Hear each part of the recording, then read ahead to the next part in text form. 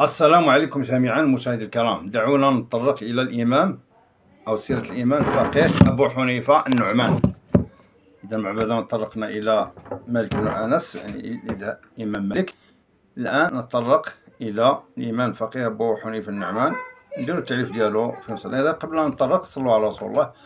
إن الله وملائكته يصلون على النبي يا أيها الذين آمنوا صلوا عليه وسلموا. اللهم صل وسلم وبارك على سيدنا محمد ولا حول ولا قوة إلا بالله. اللهم انصر إخواننا في غزة، اللهم كن لهم عونا ومعينا، اللهم اسقيهم مآويهم، اللهم شفيهم، اللهم ارحم موتاهم. اللهم يا ربي عليك باليهود الغاصبين، اللهم أرنا فيهم يوما أسودا وأرنا فيهم عجائب قدرك إنك على كل شيء قدير. بسم الله وتوكلت على الله. بسم الله نبدأ ولا حول ولا قوة. أبو حنيفة النعمان، إمام فقيه أبو حنيفة النعمان، اسم النسب هو النعمان بن ثابت بن الزوطي التيمي الكوفي، مولى بني تيم الله بن ثعلبة. يقال إنه من أبناء الفرس أو الزوطي، يقال إنه من أبناء الفرس، أما الزوطي فإنه من أهل كابل. الزوطة أو الزوطي، الزوطة من أهل كابل، وولد ثابت على الإسلام. وكان أبو حنيفة تاجر حرير.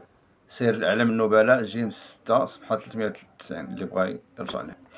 ميلاد أبو حنيفة، ولد أبو حنيفة سنة 80 في حياة صغار الصحابة، ورأى أنس مالك لما قدم عليهم الكوفة، وليثبت سماعه من أحد من الصحابة. سير الأعلام النبلاء للذهبي يجي من صفحة 391.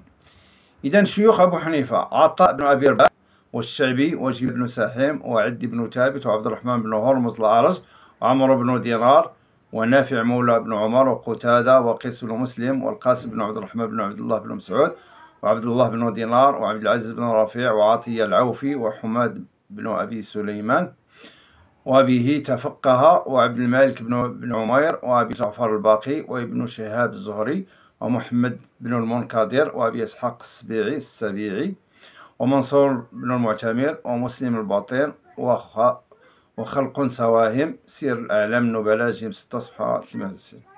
تلاميذ أبي حنيفة هم عبد الرزاق بن همام الشيخ الإمام أحمد، حماد بن أبي حنيفة، وزفر بن الهيثم التميمي، محمد بن الحسن الشيباني، ووكيع بن الجراح، والقاضي أبو يوسف، وغيرهم كثير. سير الأعلام النبلاء للذهبي جيم صفحة 300.